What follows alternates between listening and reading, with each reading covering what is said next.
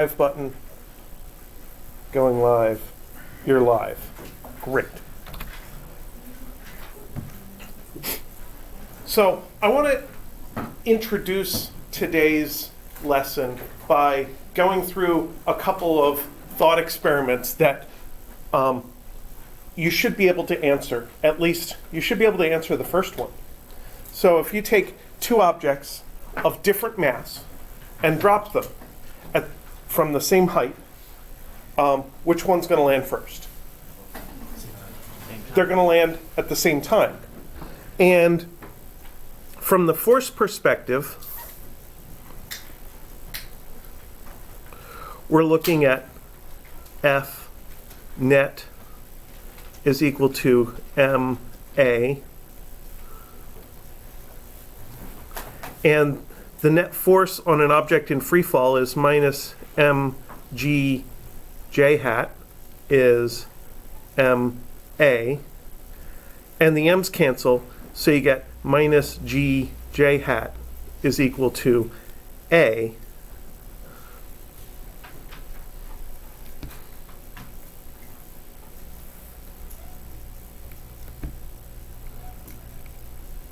And that gives both objects the same acceleration regardless of their mass. So that's one of the first things we looked at when we started talking about constant acceleration situations, because free fall is our most common example of that. And from an energy perspective, we have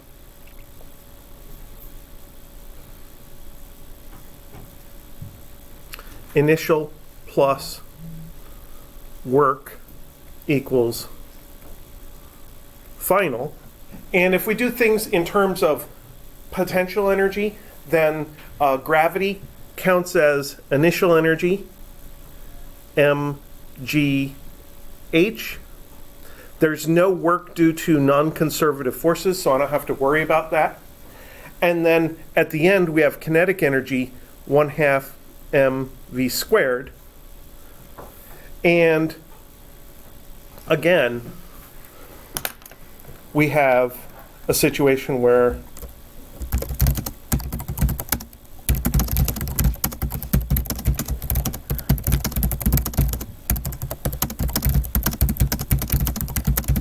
the two objects have the exact same effect according to our force analysis and again according to our energy analysis, because the m's cancel. All right, so that's the easy case. That's the easy argument. Let's look at another case. Both masses have the same what? Same speed. So in this second experiment, we're going to have an incline, and we're going to have two carts. And when I draw it, I'm only going to draw one of them, even though this represents both of them. So we have an incline with an angle theta, and we put our little cart on here.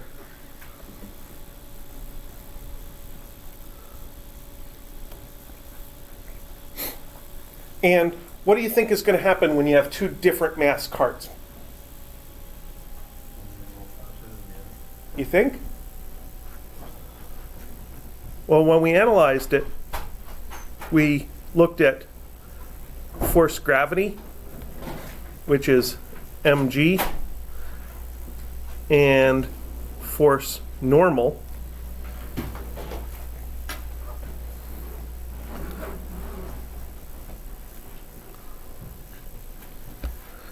here's our x prime direction.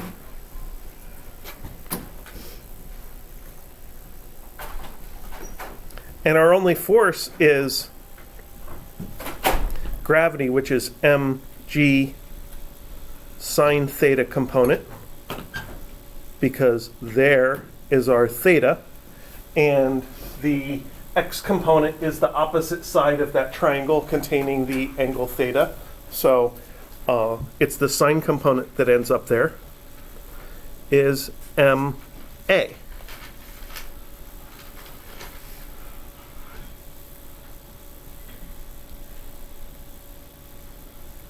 And the mass cancels again, and we get A is equal to G sine theta. I believe you may have even had an incline lab where you measured the acceleration of an object on an incline, a very gentle incline, and the mass of the object never came into play because we expect the acceleration to be G sine theta. And we can think about this in terms of energy.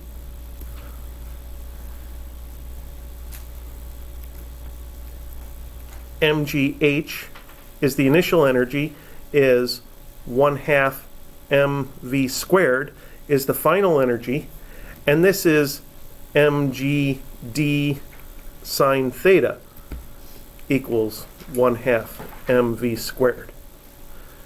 And our h is the vertical distance here, and our d is the diagonal distance there. So we can convert h into an expression involving d by using d sine theta. And again, we have a balance equation where mass cancels.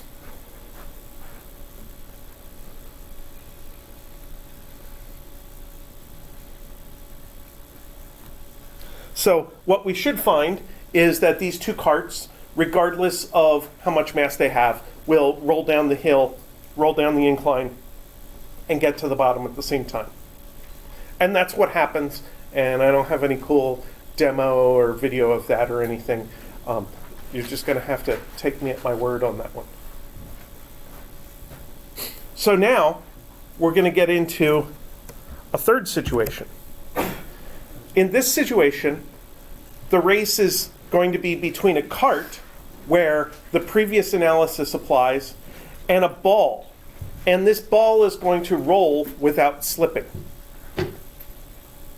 And we want to see which gets to the bottom first. And there's a few different videos on YouTube that all involve this situation, and I just picked out one of them kind of at random. I'm going to race these two objects down an inclined plane. One of them is kind of a small bowling ball. The other is a cart. And they have the same weight, at least very close to it, as you can see from the scale here, about 168. And, or is that 1,680, I think, and this is 1,690, so pretty darn close. They also have roughly the same cross-section, so the air resistance should affect both of them equally.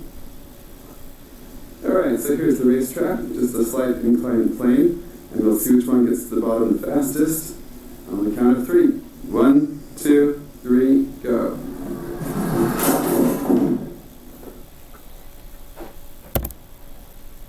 So, what did we see happen? We saw both of them go downhill. So, the ball did what?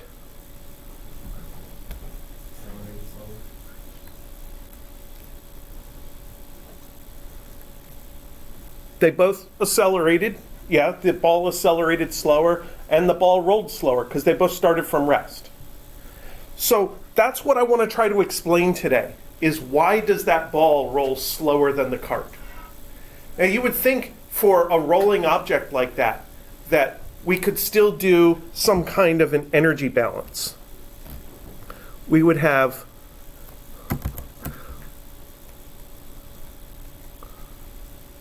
initial plus work equals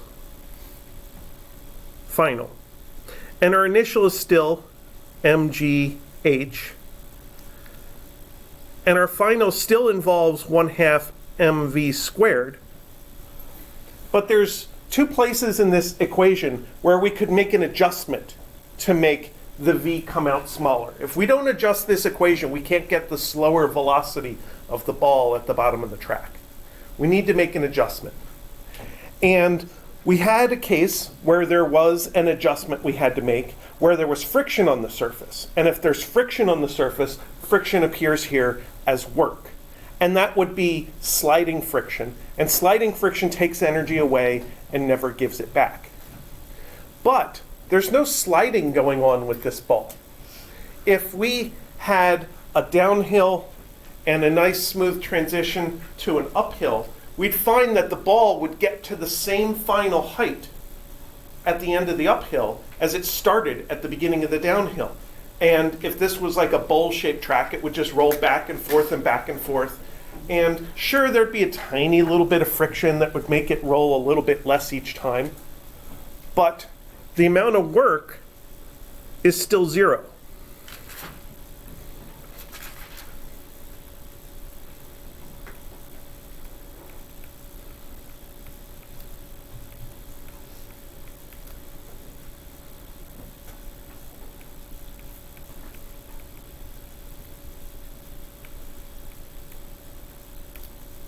So there's still no significant work due to friction. But what we're missing here is there's more energy in the ball than there is in the cart. And that more energy is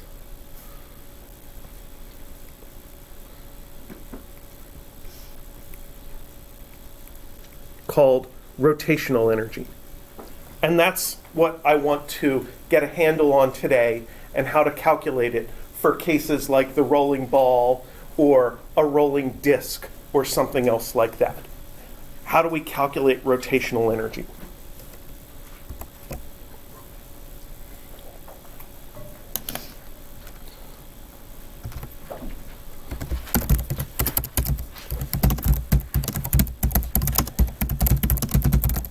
So we've been studying kinetic energy, and our kinetic energy is, of course, K equals 1/2 mv squared.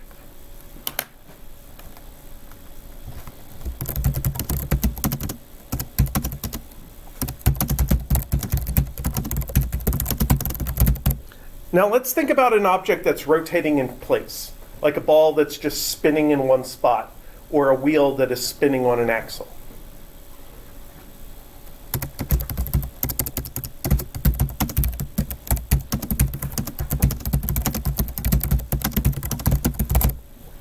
And even though that spinning object isn't going anywhere, its location stays the same overall as an object.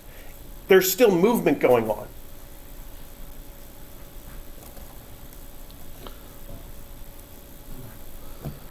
So let's draw out an example object.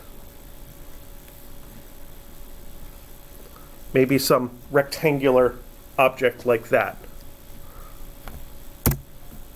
And we'll put a center of rotation here.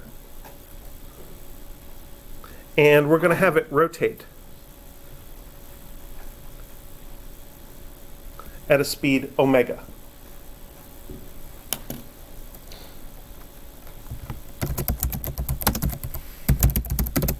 So that omega is called the angular velocity. Omega is d theta by dt. So if we look 1 second later, this object is going to rotate through an angle theta that is proportional to omega. Or if we look any amount of time later, that whole object is going to rotate around by an angle proportional to the omega. Now, instead of just thinking of this object as one object, let's break it up into lots of tiny little bits. So we're going to take this object and chop it up like that, and chop it up like that.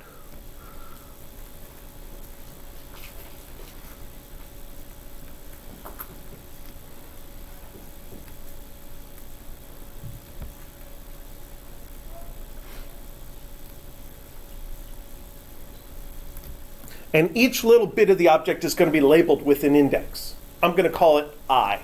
So we'll have bit 1, bit 2, bit 3, bit 4, bit 5, blah, blah, blah.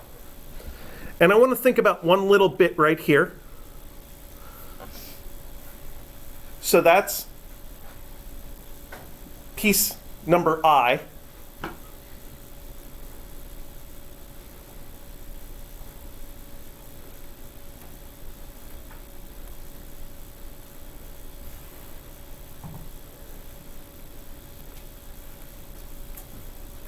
And that piece has kinetic energy. K sub I is equal to 1/2 mv squared. But it's specifically the mass of piece I, because maybe this board isn't constant thickness, so maybe some pieces are more massive than others. And then each piece has a speed, v sub I squared. So now I need to think about how fast is each piece going.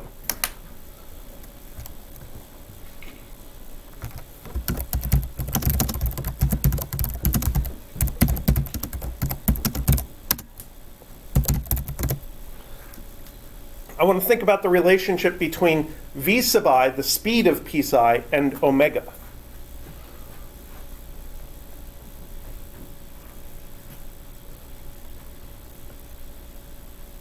In one rotation, omega sub I is equal to 2 pi over capital T.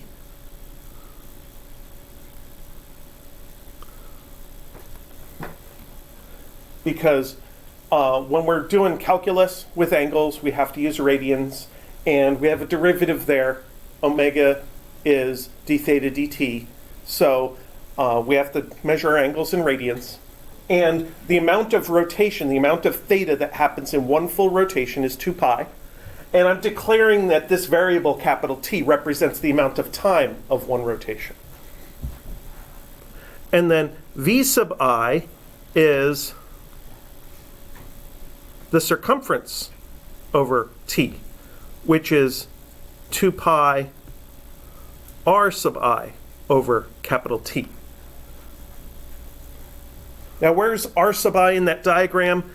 R sub I is the distance there, r sub I.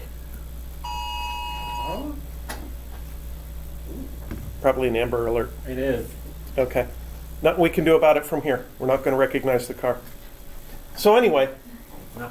speed is distance over time, and the distance is a full circle distance, and the time is a full circle's worth of time. And hopefully you can see that the only difference between these two formulas is the factor of r sub I here. So we could say v sub I is equal to omega r sub I. And each piece of this object is going to be moving along tangentially to the rotation with speed v sub I. And if we plug this into there and add them all up, we get a total kinetic energy of K is the summation of all the little k sub i's, which is the summation of 1/2 m v sub I squared, which is the summation of 1/2 m sub I times omega squared r sub I squared. Now in this summation, there's lots of factors. There's a factor of 1/2, a factor of mass, a factor of omega, a factor of r. And some of these factors are common to all the pieces. Like every single piece of the object has the 1/2 in there as part of the formula. Every single piece of the object is spinning at the same rotational speed, omega. And one thing we like to do with derivatives, integrals, and summations, when we have constants in them, is we like to factor them out so that they're not complicating the summation. Yeah? So pieces at the end of the of the rectangle are spinning at the same speed as pieces closer to Well, the speed v depends on how far the piece is from the center. That's what this formula is telling us. And that's a good thing to stop and think about.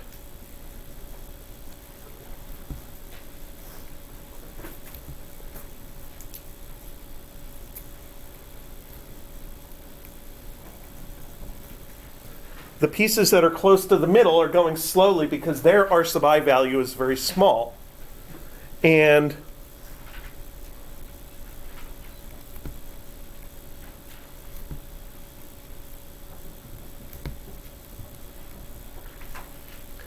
pieces out near the edge are moving quickly.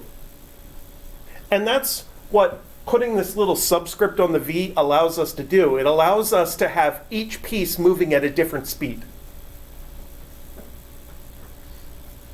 So piece 1 is up near the edge. It's going to have a fairly fast speed.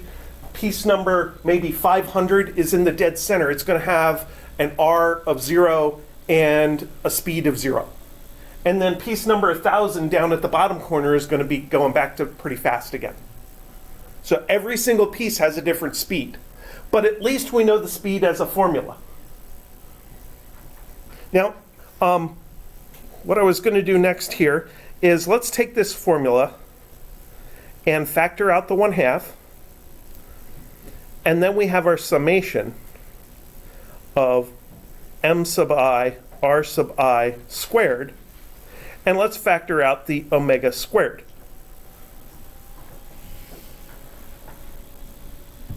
So that's our formula for the total kinetic energy of this rotating object.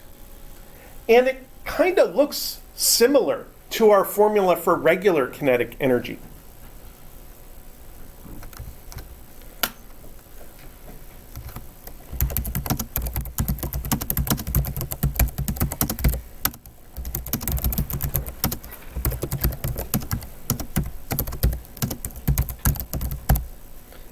So this is very analogous to 1/2 mv squared. There's a 1/2. There's an inertia here that's kind of like the mass. And then there's this speed factor squared. But for the rotating object, the speed isn't v, the speed is omega.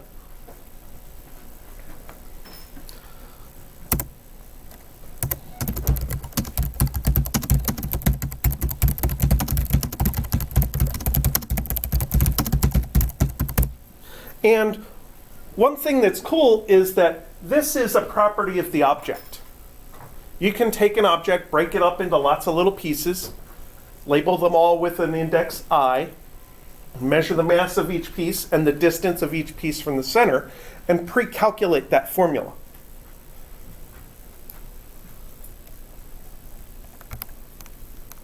So there's a few different versions of that. It's called I, capital I.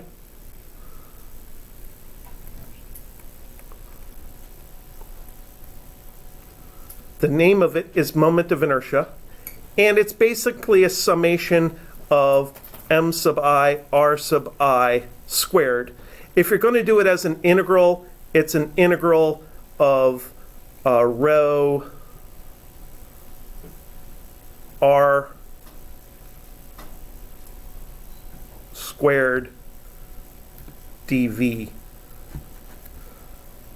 and r is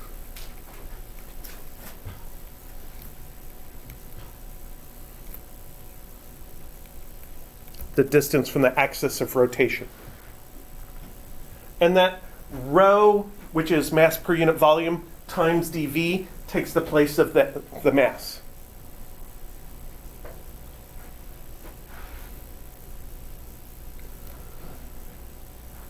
And like I said, it's common to pre-calculate these things.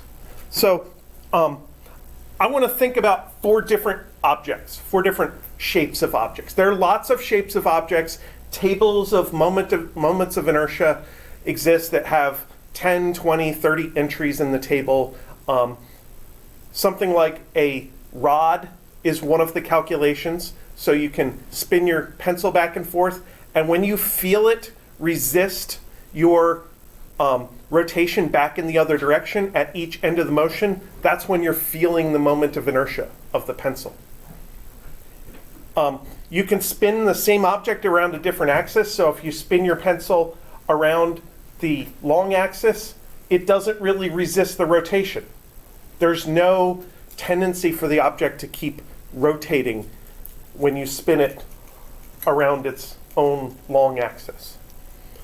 But the objects that I'm concerned about are rollable objects, objects that you can roll on a surface. And the rollable objects to me are a ring or hollow cylinder, a hollow sphere, a disc or solid cylinder, and a solid sphere.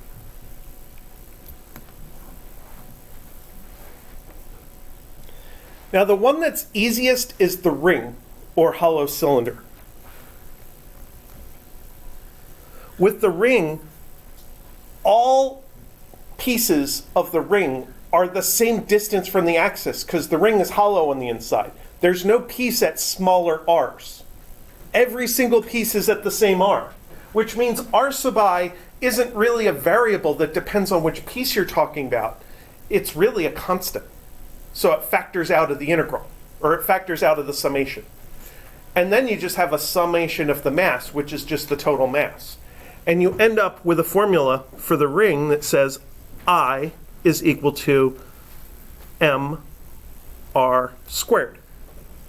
And that capital R is the outer radius of the ring.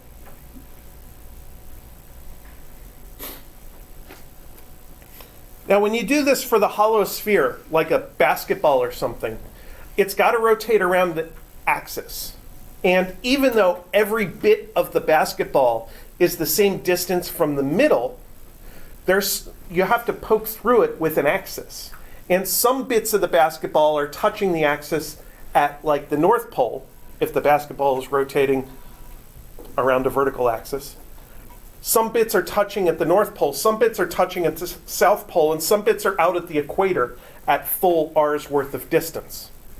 And if you go through this process of integrating in 3 dimensions, which you'll probably do in Calculus 3, you end up with a formula that says I is equal to 2/3 mr squared. Won't the derivative be 2 times 2/3, which is 4/3 mr? I'm not sure. I'm not sure if the derivative of I with respect to r means anything. I don't think it does. Or so 2 mr. I'm not concerned about doing that. But what I am concerned about is the next object. When you do this same process with the solid cylinder, the solid cylinder basically involves some mass that's out near the edge and a lot of mass concentrated in toward the middle. And that gives it a smaller average R value. And I turns out to be 1/2 mr squared. And then the solid sphere is, well, you could carve a globe out of a tree by carving away a bunch near the North Pole and carving away a bunch near the South Pole, leaving yourself with a sphere. So the solid sphere is similar to the solid cylinder, but with some of the outer mass carved away. Some of the big R values are taken out of that summation. And it makes the I even smaller. This I is 2/5 mr squared.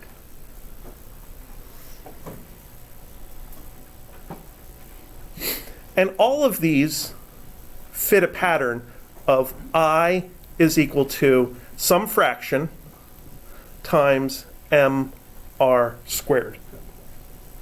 And as it turns out, the progression is 2/2, 2/3, 2/4, 2/5, which is the only way I can remember them all. Because normally that would be a table of formulas and I would write that down and keep a reference to it.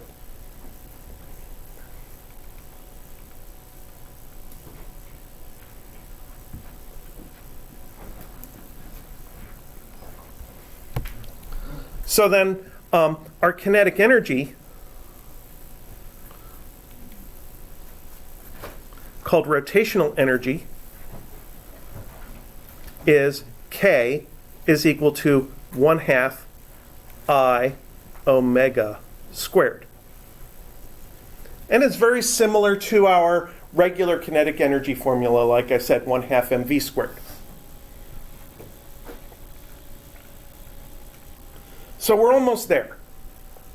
We're almost at the point where we might be able to analyze the rolling ball.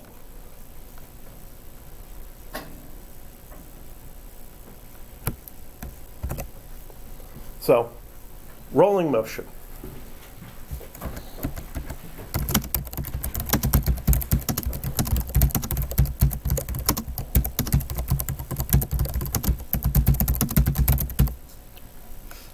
You can basically account for the energy of a rolling object by thinking of it being rotational plus translational kinetic energy. So our K is K equals 1/2 mv squared plus 1/2 I omega squared.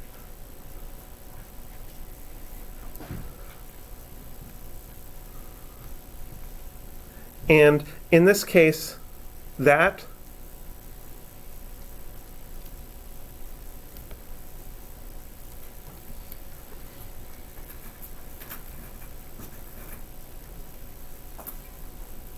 velocity there must be the velocity of the center of mass of the object.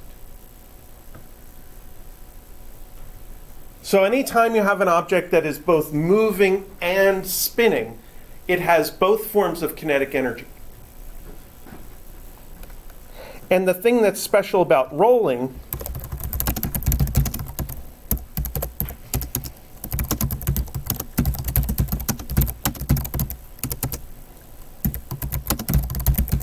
is that the act of rolling without slipping links the two. It links the regular velocity of the center of mass with the angular velocity, the velocity of the spinning of the object.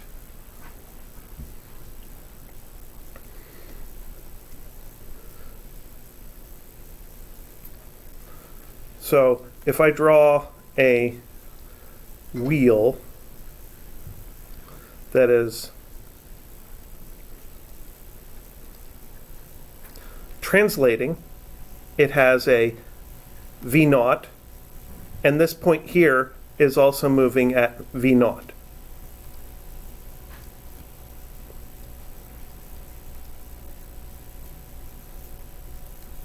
If I draw a wheel that is rotating, that piece is moving at V equals 0, and that piece is moving at V equals minus omega r. And I'm going to have it rotating in the forward direction. Actually, it's plus omega r because that omega is negative. I'm not going to worry about plus and minus signs right now. So if we add these, the translation and rotation, we get an object that's rolling. And the center of the wheel is moving at V naught, and this piece here, which is touching the ground, this piece here is V equals 0. What's that symbol for the omega? It's supposed to be it was a minus sign, and then I said, no, I don't want to put a minus sign there. So it's a plus sign.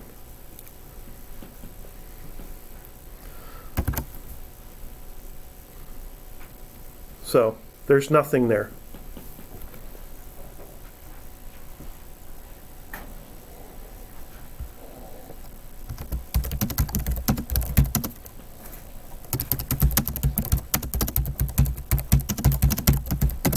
And to make the point of contact not move, what we need is that V naught is equal to omega r. So whatever speed the axle is moving forward has to be linked to the rotational speed by the radius of the wheel or the radius of the ball. or whatever it is that's rolling.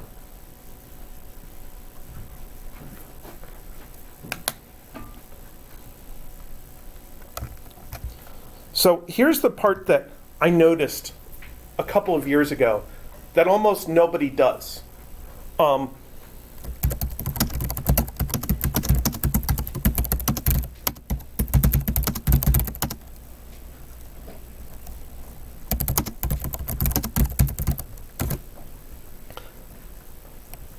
This idea that the speed and the omega are linked, they're proportional to each other, allows us to simplify the kinetic formula.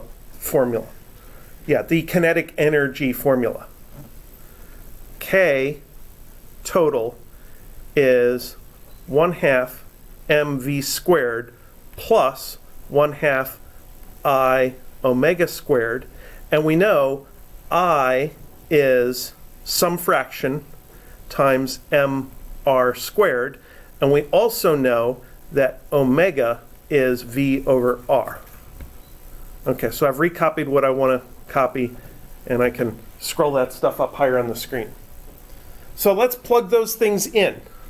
So our K is 1/2 mv squared plus 1/2 times a over b mr squared times v squared over r squared. So the thing in parentheses is just our generic moment of inertia formula for whatever object we happen to be dealing with. And the thing at the end is omega squared. And what I noticed is two things. One, that r cancels that r.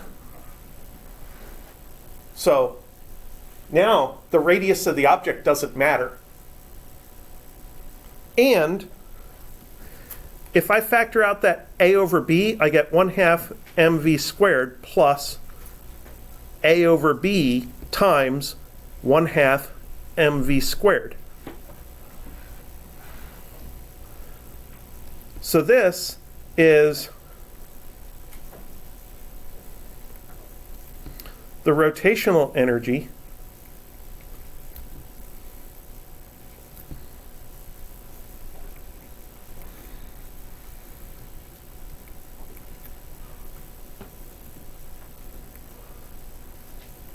which is proportional to the translational energy.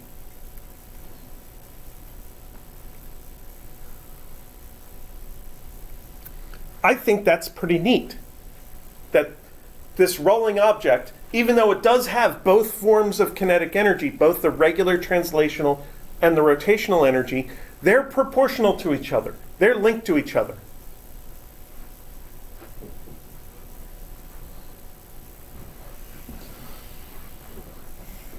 So this can be turned into 1 plus a over b times 1/2 mv squared. And that's the new kinetic energy adaptation that we could use in order to deal with a rolling situation. So now we can answer the question,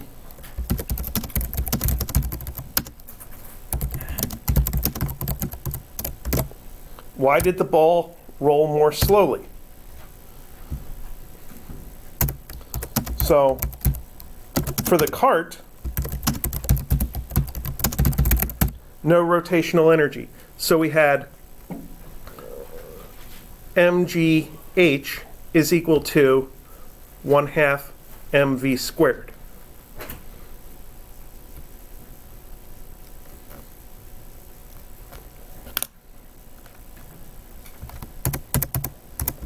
And for the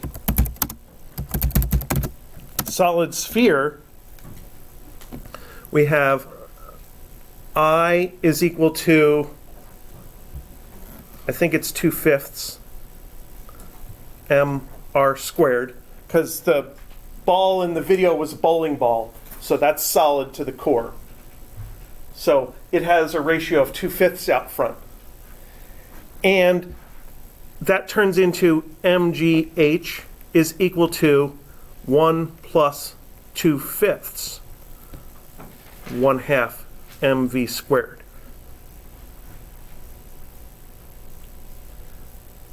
Which means that since this thing is getting multiplied by something that's more than 1, this is, what, 7/5 in parentheses there? So since this thing is getting multiplied by 7/5, I get 5/7 as much kinetic energy, regular kinetic energy, translational kinetic energy, as in the cart case.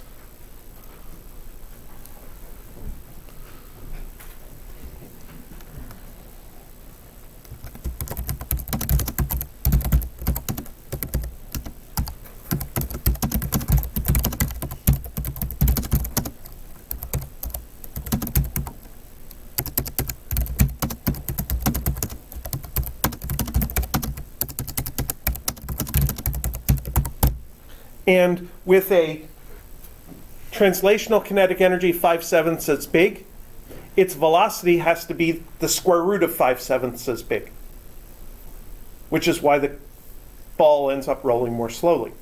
For the cart, couldn't you do the 4 rings as You could, indeed, think about the cart as containing these 4 little wheels. Yeah. Absolutely. So saying that the cart has no rotational energy is it's a lie. It's an approximation. That's a mathematical word for a lie. But the wheels are really small. They have a small radius. They don't have a lot of mass. So when I go and think about what I value would I be using for those wheels, it would be really tiny. Especially if maybe each wheel was only a gram and I put like 500 grams on the cart, so it's less than 1% of the mass of the cart. It doesn't matter all that much. The cart's as close as I can get to a frictionless object. It would be even better to use the air track, the carts on the air track where there are no wheels. But I wanted to draw a car.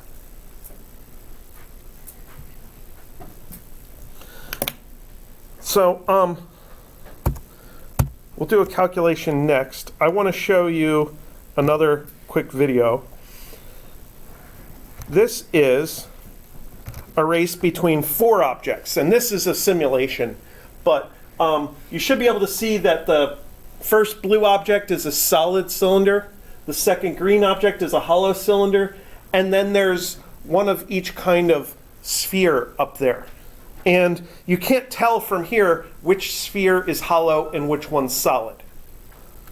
But if I let it go, you can see that the 4 objects roll down with 4 different velocities. The fastest one is the solid sphere, then the solid cylinder, then the hollow sphere, and the hollow cylinder. Why? Because is it more dense? It's not density, it's how much the mass is concentrated in the middle.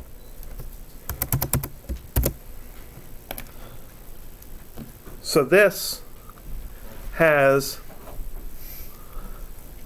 I equals 2/5 mr squared. This is, whoops, I should put my equation out further, or over here. I equals 2/4 mr squared. This is I equals 2/3 mr squared. And this one is I equals 2/2 mr squared. So you see the one with the least amount of rotational inertia, with the 2/5 in front, ends up going the fastest. It's basically taking away some of our available energy and diverting it into rotation. And this ring, the one that goes the slowest, has the most moment of inertia and the most energy diverted over to this other kind of energy, which leaves less energy for the translational energy. So with a downhill race, you have a fixed total energy, and diverting it basically means you have less left over for other things.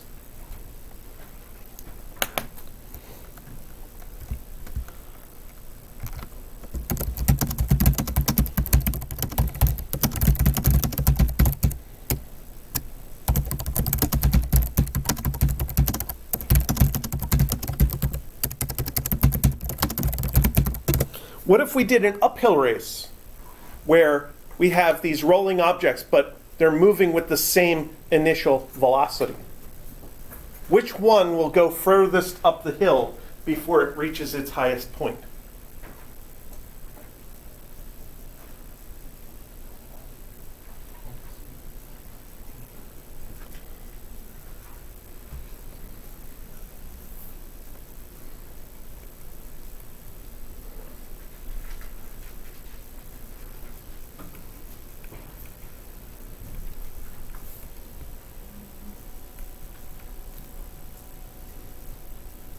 So in the uphill race, the initial kinetic energy contains both forms. They have the same translational 1/2 mv squared energy. So that's 1/2 mv squared.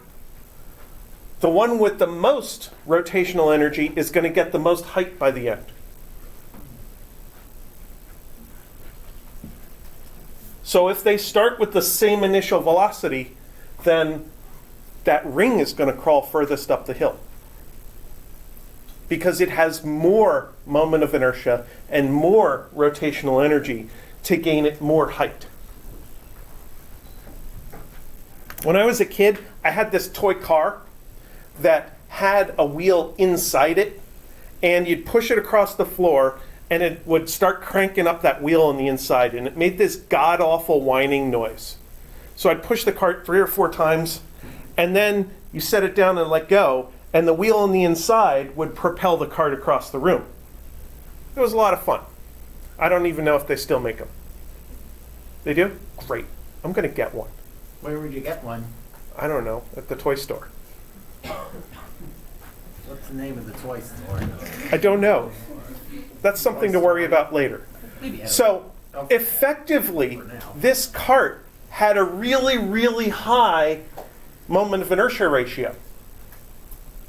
And it was achieved through gearing on the inside. And that meant that when I got it moving at a particular speed, there was a lot of internal rotational energy that would allow it to crawl across the room and chase the cat or whatever I did with it.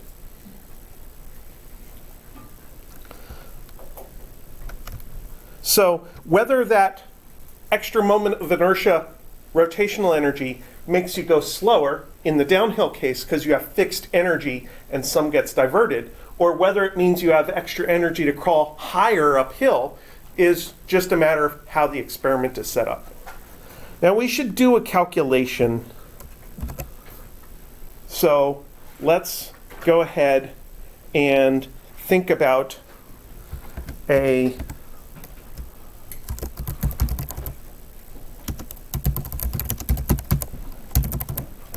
baseball rolling downhill. So I'm going to pin my palette there. So we'll set up our hill with an angle theta.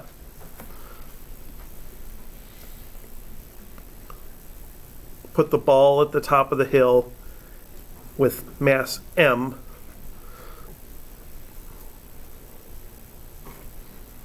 Have it roll down the hill a distance d. And of course, we're going to be concerned with the initial height h. Those are the parameters.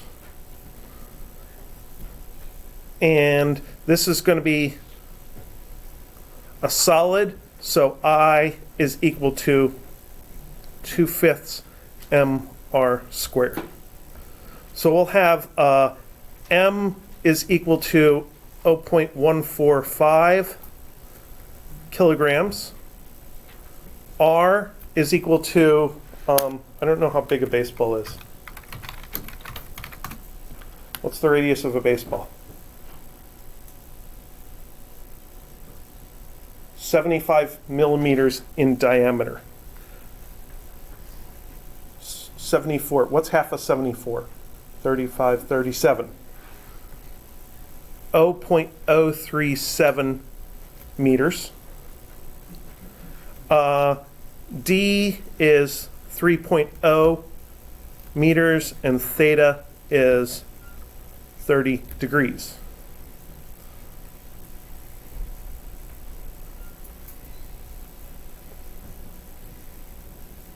So the initial energy is mgh, which is mgd sine theta, because h is opposite to theta, so it gets the sine function.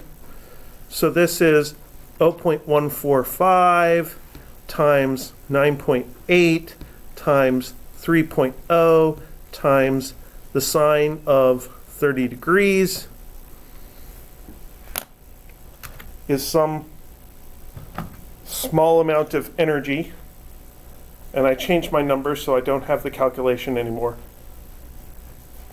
But that will force me to go at a sane pace instead of just zooming through the calculations.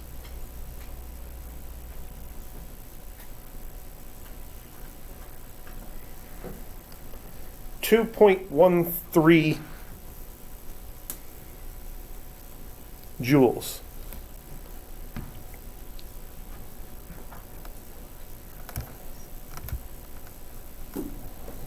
So that initial energy becomes the total kinetic energy.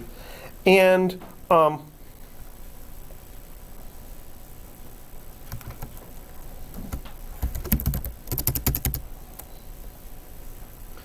let's just set that equal to the final energy.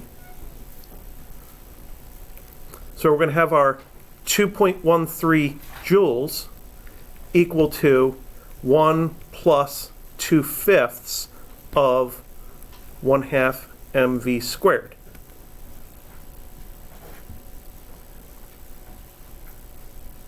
So that's the K translational is the 1 times 1/2 mv squared, and the rotational energy is the 2/5 times 1/2 mv squared.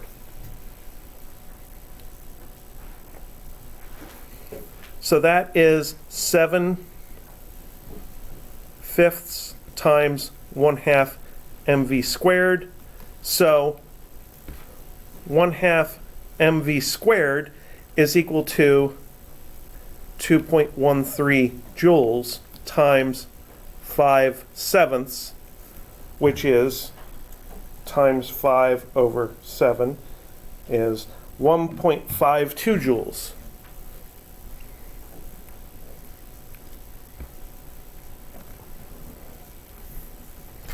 So then V, so that's K translational.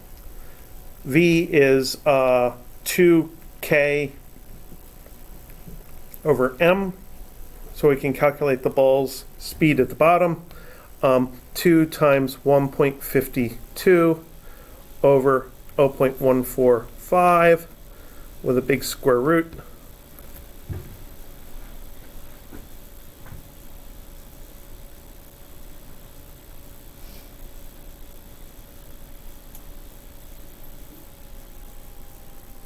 So square root of parentheses 2 times previous answer over 0.145 is 4.58 meters per second.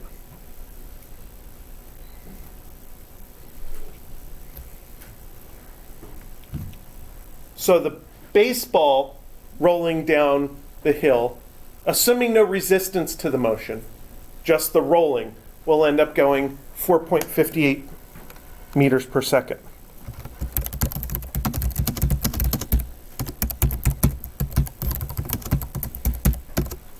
And just for comparison, let's compare that to the frictionless slide. In that case,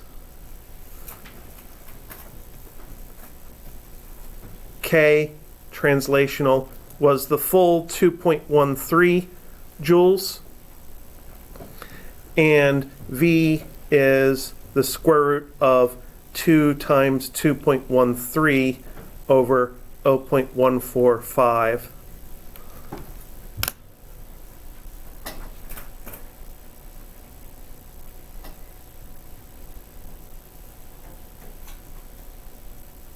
5.42 meters per second.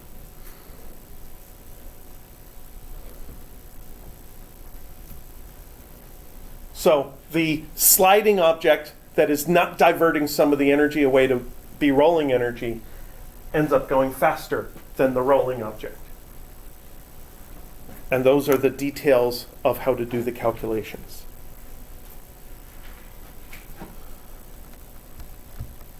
So, to summarize,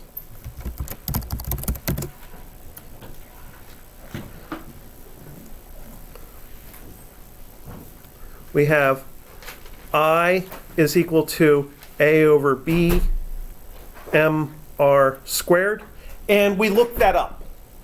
We're not going to do integrals to calculate that fraction A over B. If you need that value, I will give it to you. I will give you the formula for an object's moment of inertia.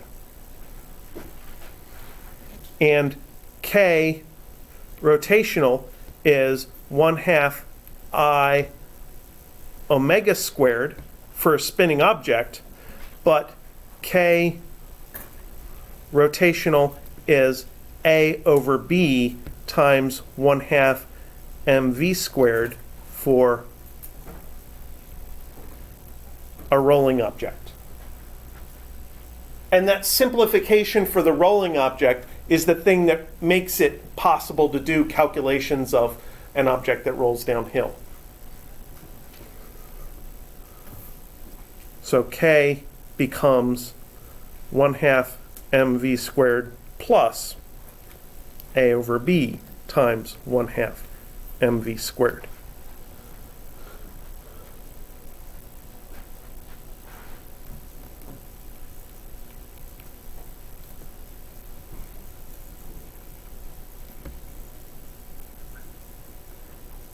So that's the total energy of something that's rolling. Now you might think that this is just some weird quirk and rolling energy doesn't actually happen, that it's not useful for anything. But there are two examples I can think of, two practical examples of the use of rolling energy. And in one of them, you have basically used this device without knowing it almost every day. There's a part in your car called the flywheel, and it is a big hunk of metal that spins around. And its goal is to hold a bunch of energy and require energy to go faster so that when the engine tries to go slower in between pops of the spark plug, when the engine tries to go slower, the flywheel gives that energy back. And it makes the engine rotate at a more constant speed, and it keeps your engine running. In a car, the flywheel, you could probably get away without it, but in a lawnmower engine, it would not run without a flywheel, because a lawnmower engine only is generating power during 1/4 of its operation, and it would never get through the other 3/4 of operation without a flywheel. So that's kind of a small example of rotational energy and storing energy in a rotating object. There's a larger example that I remember seeing when I took a field trip when I was in my upper class physics courses. We went to the Princeton Plasma Physics Laboratory, where they're investigating nuclear fusion. And their nuclear reactor takes an enormous amount of electricity to run, approximately the same as the city of New York City. So if they just flipped on a switch and turned on their nuclear reactor, it would basically kill the power grid in, it's the PJM grid for Pennsylvania, Jersey, Maryland, and I think New York is on it as well. So basically there'd be a northeast blackout every time they ran their physics experiment. So they're not allowed to do that. Instead, what they do is they run motors and spin up giant wheels. These giant wheels are stored in the basement of a warehouse.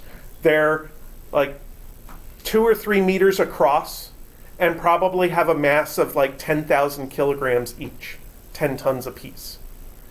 And they spin them up to speed. And they get going at 5,000, 10,000 RPM.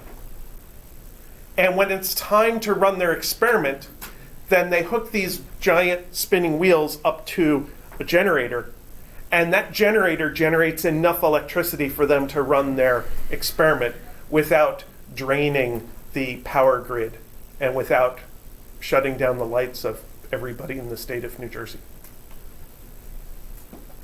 Now, would that work for so-called grid energy storage? You may have heard that as we use more solar and wind energy, which is sporadic, we need somewhere to store the energy in between times when it's generated. I don't think rotational energy would store enough energy to be useful. I think we'd need too many spinning wheels. There'd be too many mechanical bearings that would need to be greased all the time. They'd wear out too quick. I think the best storage we have two types. One is called pumped water storage, where we basically have two lakes and we pump water up into the upper lake and then run it through a hydroelectric plant coming back down. So when electricity is cheap, when they have an excess, they pump the water up the hill, and when electricity is in demand, they let the water come back down the hill and sell the energy. And the other one that's currently being developed is lithium batteries, the same ones that are in the new electric cars. But rotational energy is definitely a thing. We can do calculations with it, so it's something that we had to touch on this semester. Any questions?